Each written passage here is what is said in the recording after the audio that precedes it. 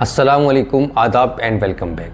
आज हम एक कॉम्प्लिकेटेड और एडवांस इंग्लिश स्ट्रक्चर समझते हैं। Let's see its structure.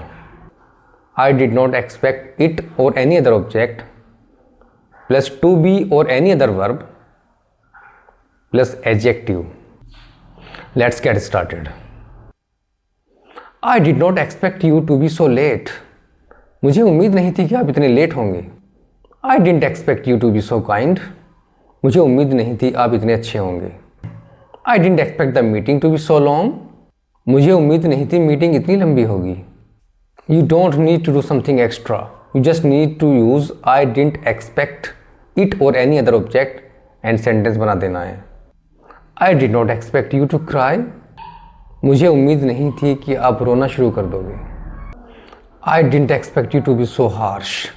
मुझे उम्मीद नहीं थी आप इतने सख्त होंगे। I did not expect him to be so careless. मुझे उम्मीद नहीं थी कि वह इतना लापरवाह होगा। I didn't expect the food to be so delicious. मुझे उम्मीद नहीं थी कि खाना इतना टेस्टी होगा। I did not expect the weather to be so cool. मुझे उम्मीद नहीं थी कि मौसम इतना ठंडा होगा। I did not expect the rain to be so heavy. मुझे उम्मीद नहीं थी कि बारिश इतनी तेज़ होगी। I didn't expect you to be so helpful. मुझे उम्मीद नहीं थी कि आप इतने मददगार होंगे। I did not expect English to be so easy. मुझे उम्मीद नहीं थी कि इंग्लिश इतनी आसान होगी।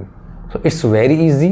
You just need to take initiative. I hope you understand it clearly and you will start using this pattern in your day-to-day life.